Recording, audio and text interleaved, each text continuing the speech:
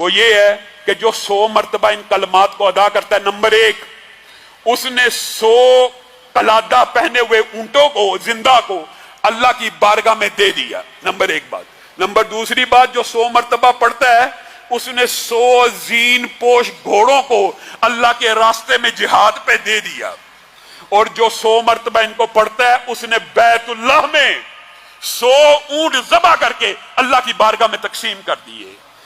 اور تیسرے الفاظ ام ہانی کی حدیث میں ایسے ہیں کہ یہ تو ایسا عمل ہے کہ زمین و آسمان کا خلا 100 مرتبہ پڑھنے سے بھر جاتا ہے۔ اور اس وظیفے کے اندر ایک چیز آپ کو بتائی تھی، سبحان اللہ والحمد للہ ولا الہ الا اللہ واللہ اکبر ولا حول ولا قوت الا باللہ۔ اور نبی کریم جب معراج کی رات گئے ہیں نا آسمان پہ، تو ابراہیم نے 2 باتیں بتائی ہیں۔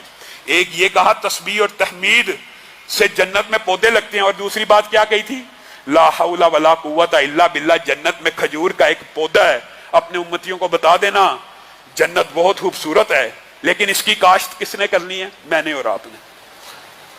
اس کی کاشت بھی میں نے اور آپ نے کرنی ہے، اس میں محلات میں نے اور آپ نے تعمیر کرنے ہیں۔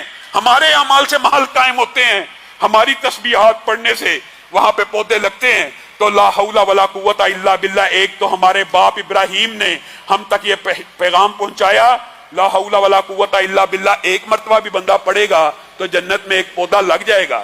اور اس کا ایک فائدہ میں آپ کو بتاتا ہوں، رسول اللہ صلی اللہ علیہ وسلم نے جنت کے دروازوں کے مختلف ناموں کا ذکر آیا ہے۔ آپ کو پتا ہے جنت کا ایک دروازہ ہے جس کا نام لا حول ولا قوت الا باللہ ہے۔ کس کو ملے گا؟ جو پڑھے گا تو ملے گا نا۔ خوش نصیب ہے کم از کم 100 مرتبہ اگر آپ یہ وظیفہ پڑھیں گے تو لا حول ولا قوت الا باللہ 100 مرتبہ پڑھنے سے جنت میں پودا بھی لگ گیا، اور جنت کے اس دروازے سے داخل ہونے کے امکان بھی بڑھ گئے۔ اور نبی کریم صلی اللہ علیہ وسلم نے فرمایا لا حول ولا قوت الا باللہ صرف جنت کا دروازہ نہیں ہے، جنت کا ایک خزانہ بھی ہے۔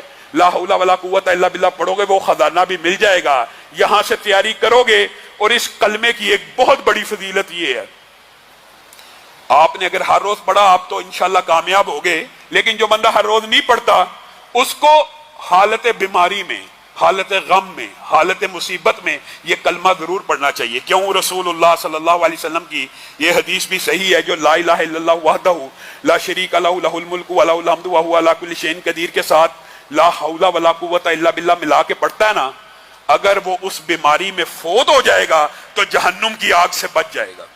اور لا حول ولا قوت الا باللہ 100 سے زائد بیماریوں کا علاج ہے، جس میں سے سب سے چھوٹی بیماری دل کی ہے۔